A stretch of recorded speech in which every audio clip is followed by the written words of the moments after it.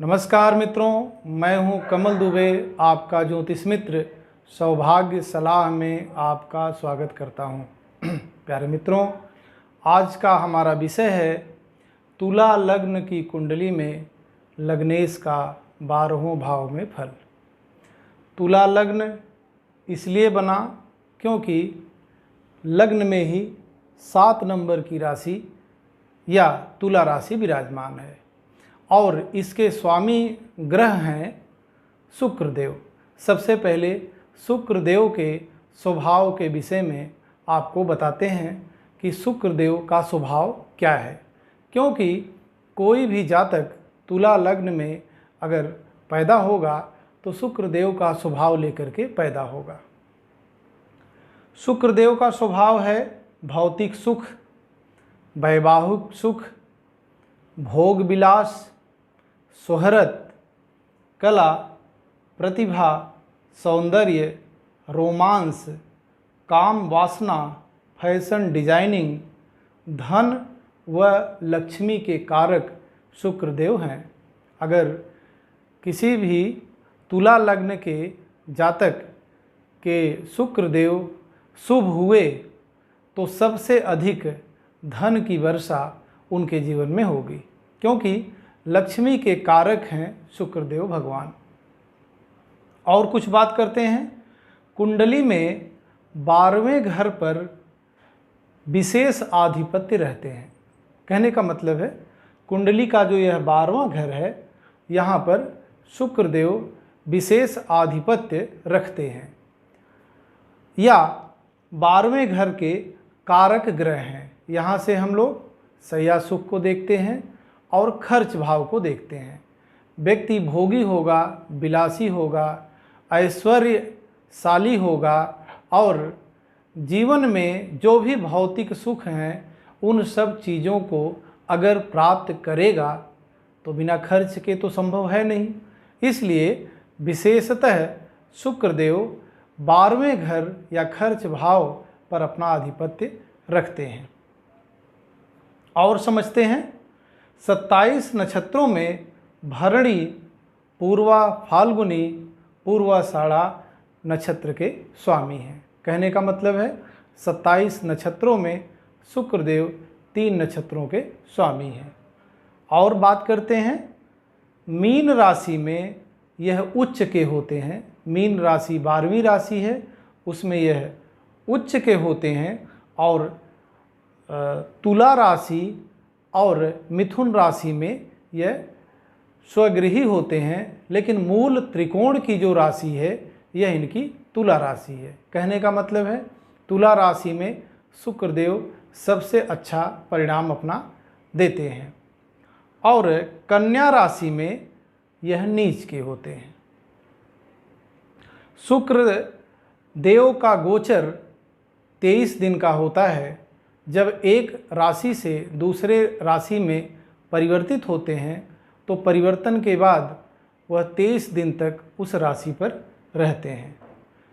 मित्र ग्रह इनके बुध और शनि सबसे अधिक मित्र होते हैं और विरोधी दल होने की वजह से गुरुदेव से यह शत्रुता रखते हैं। गुरुदेव का मतलब बृहस्पति देव से यह शत्रुता रखते हैं, सूर्य देव से यह शत्रुता रखते हैं और मंगल देव से भी यह शत्रुता रखते हैं। अगर मंगल देव की युति शुक्र देव के साथ बनती है तो व्यक्ति अति भोगी हो जाता है। भोग का कारक होने की वजह से यह जननेंद्रिय जैसे रोग को दे जाते हैं और विशेषतः यह संसार में प्रेम के कारक हैं। प्रेम भगवान श्री कृष्ण ने इस पृथ्वी पर सबको प्रेम सिखाया, तो कहने का मतलब है शुक्रदेव की वजह से किसी भी व्यक्ति के अंदर प्रेम वासना की जागृति होती है। अब आइए, अगर शुक्रदेव पहले घर से 12वें घर तक अलग अलग घर में विराजमान होते हैं तो क्या परिणाम देंगे।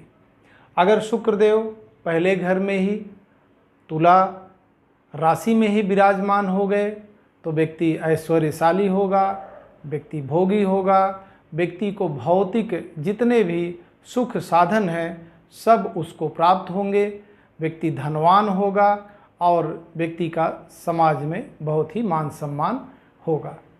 अगर शुक्रदेव दूसरे घर में विराजमान होते हैं तो व्यक्ति धनवान होगा, क्योंकि लग्न का मालिक दूसरे घर में आकर के विराजमान होगा तो धन दौलत की कोई कमी नहीं रहेगी, लेकिन व्यक्ति थोड़ा भोगी होगा।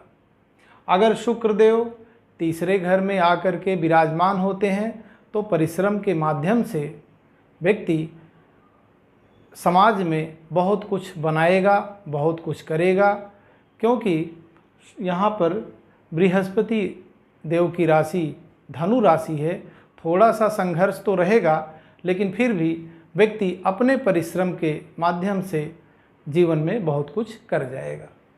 अगर शुक्रदेव चौथे घर में विराजमान हुए तो चौथा घर भूमि, भवन, वाहन, माता का सुख, तो व्यक्ति को इन सब चीज़ों की अधिकता रहेगी, क्योंकि यहाँ पर मकर राशि विराजमान है। मैंने आपको बताया है कि शुक्रदेव शनिदेव के अति मित्र हैं, तो शनिदेव और शुक्रदेव की युति व्यक्ति को भूमि, भवन, व्यक्ति कई सारे गाड़ियों का मालिक होगा, कई सारे मकानों का मालिक होगा और बहुत ही ऐश्वर्यशाली जीवन उसका रहेगा, क्योंकि शुक्रदेव की 7वीं दृष्टि ठीक 10वें घर कर्म भाव पे जाएगी तो व्यक्ति अपने कर्म के माध्यम से, व्यवसाय के माध्यम से, नौकरी के माध्यम से, कला के माध्यम से, प्रतिभा के माध्यम से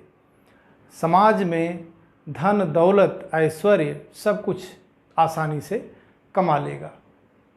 शुक्रदेव अगर 5वें घर में विराजमान हुए, व्यक्ति सुंदर, भाग्यवान, और एक चीज़ यहाँ पे आपको समझना पड़ेगा, अगर यहाँ शुक्रदेव विराजमान होते हैं तो यह संभव है कि पहली संतान कन्या होगी, क्योंकि शुक्रदेव कन्या रत्न के कारक हैं।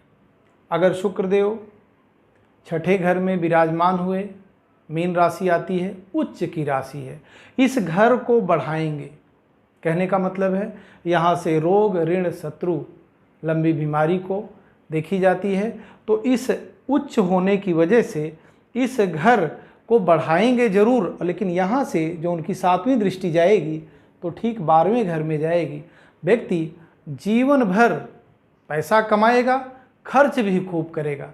कहने का मतलब है कि भौतिक सुख संपन्नता के लिए व्यक्ति सबसे अधिक पैसा अपने जीवन में खर्च करेगा, लेकिन सुखी होगा, निरोग होगा।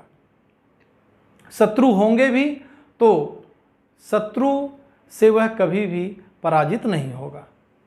7वें घर में शुक्रदेव आकर के विराजमान होते हैं तो यह पत्नी का घर है, व्यवसाय का घर है, पार्टनरशिप का घर है, और इस घर के मालिक मंगलदेव बनते हैं। व्यक्ति शादी विवाह तो सुंदर स्त्री से होगा ही, लेकिन व्यक्ति थोड़ा भोगी अधिक होगा, क्योंकि शुक्रदेव भोग बहुत करवाते हैं, और जब मंगल की युति बन जाती है तो अति भोगी व्यक्ति बन जाता है, और जब अति भोगी बनेगा तो कोई न कोई रोग शुक्रदेव उसको जरूर दे जाएंगे।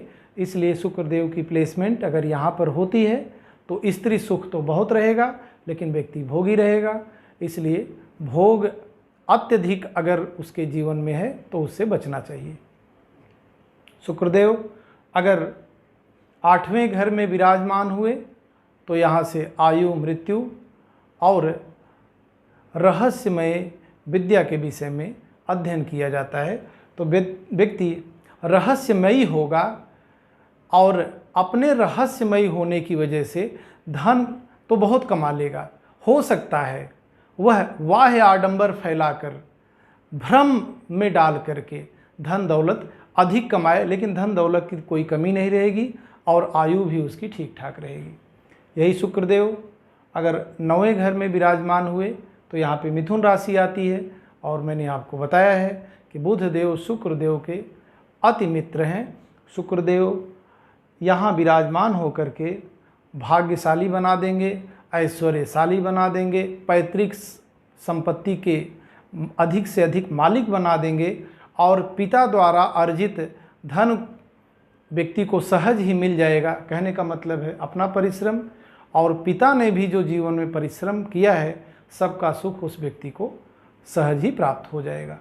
शुक्रदेव अगर 10वें घर कर्म भाव पे विराजमान होते हैं तो व्यक्ति कर्म के माध्यम से, व्यवसाय के माध्यम से, कला के माध्यम से, फिल्मी दुनिया में जा कर के, सिंगर बन कर के, कहने का मतलब है कला जितनी भी हैं उसके माध्यम से, नेवी में जा कर के, दवाई या डॉक्टर बनकर, विशेषतः आयुर्वेदिक दवाई के माध्यम से व्यक्ति जीवन में नाम भी कमाएगा और खूब धन भी कमाएगा और उसको कई सारे वाहनों का सुख होगा, कई सारे मकानों का भी सुख होगा अगर शुक्रदेव की स्थिति मजबूत बनती है तो। प्यारे मित्रों, अगर शुक्रदेव 11वें घर में विराजमान हुए तो व्यक्ति आजीवन लाभ कमाएगा। जो भी काम वह करेगा सबसे उसको लाभ की ही प्राप्ति होगी। कहने का मतलब है उसके आय के बहुत सारे स्रोत होंगे और हर प्रकार से व्यक्ति लाभ ही लाभ कमाता जाएगा आजीवन और लाभ के माध्यम से, कर्म के माध्यम से जीवन में सफल रहेगा। शुक्रदेव 12वें घर में विराजमान होते हैं तो 12वें घर के तो वह कारक ही हैं और यहाँ पे यह नीच के भी हो जाते हैं। तो इस लग्न में थोड़ा सा इस जगह पर अगर शुक्रदेव विराजमान होते हैं तो थोड़ा अच्छा परिणाम नहीं दे पाएंगे, क्योंकि एक तो 12वें घर के वो खर्च भाव के कारक हैं और दूसरे उनकी नीच राशि है और तीसरे उनकी दृष्टि ठीक 6ठे घर पर पड़ती है। तो हो सकता है कि व्यक्ति रोग, ऋण, शत्रु इनके माध्यम से अपना धन खर्च करे, परेशान रहे। तो इस प्रकार से शुक्रदेव अगर पहले घर से लेकर 12वें घर तक में अलग अलग विराजमान होते हैं तो इस प्रकार का परिणाम देंगे। शुक्रदेव को एक दिव्य दृष्टि प्राप्त है। जहाँ पर शुक्रदेव विराजमान है वहाँ से ठीक 180 अंश या 7वें घर को देखते हैं। शुक्रदेव जहाँ भी विराजमान रहेंगे उस घर को भी प्रभावित करेंगे, ठीक 7वें घर को भी प्रभावित करेंगे और वह 12वें घर को भी प्रभावित करेंगे, क्योंकि सबसे अच्छा परिणाम वह 12वें घर में देते हैं, क्योंकि 12वें घर के वह कारक ग्रह हैं। तो इस प्रकार से मित्रों, मैंने आपको तुला लग्न में शुक्रदेव पहले घर से 12वें घर तक अलग अलग विराजमान होते हैं तो कुछ इस प्रकार का परिणाम देंगे। अगर आपको वीडियो अच्छा लगा हो तो मित्रों में, परिवार में, रिश्तेदारों में, अपने जानने वालों में यह ज़रूर शेयर करिएगा, जिससे आपके साथ साथ उन लोगों को भी लाभ पहुंच सके। धन्यवाद।